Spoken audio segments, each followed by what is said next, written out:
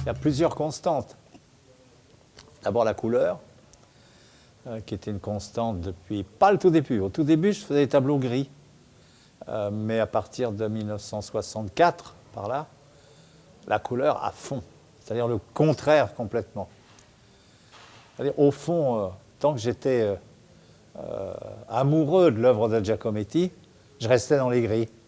Et du jour où j'ai compris qu'il me fallait conquérir mon indépendance, j'ai fait le contraire, je me suis plongé dans la couleur.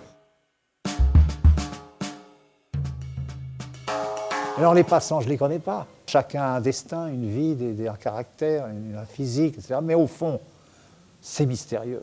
Et il y a de tout, les cyclistes, les automobilistes, les poussettes, les enfants, les clochards, etc., les étrangers, les jeunes, les vieux, tout ça, sans rentrer dans le détail, est silencieux, en mouvement. Ils sont à la fois l'énergie du monde, à la fois opaques, et ils jouissent pour moi de ce mystère qui m'envahit et qui me bouleverse.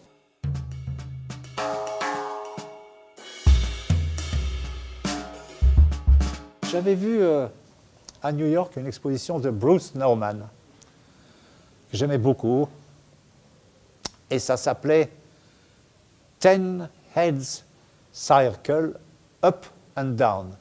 Et donc, à partir de cette idée, Up and Down, j'ai mis mes personnages sens dessus-dessous. Et alors voilà, l'idée non pas d'ombre, ni de détournement, ni de détourage, ni d'aplat, mais c'est l'idée de silhouette. La silhouette est une clé pour pouvoir parler du mystère d'être.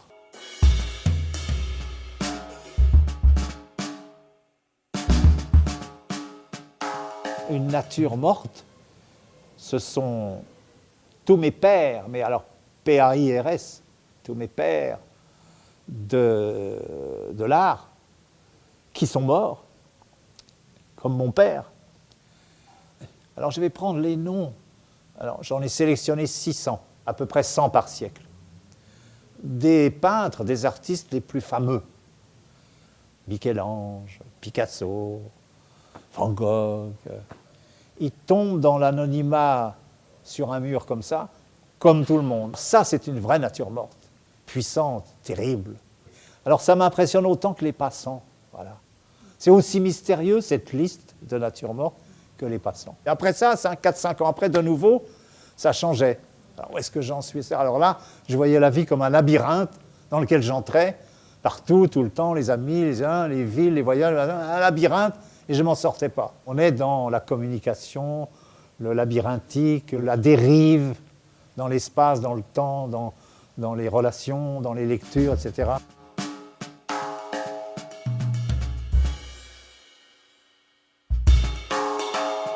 La rencontre se fait de langage à langage, disons. C'est ça la qualité de ces rencontres, avec donc Foucault, Deleuze, Prévert, Jouffroy, etc. J'étais fasciné par les films de Godard. J'étais stupéfié par les textes de Deleuze ou de Foucault. J'étais ému par les poèmes de Jouffroy ou d'autres. Eux, inversement, étaient touchés par ma peinture. Et c'est comme ça qu'on avait un dialogue.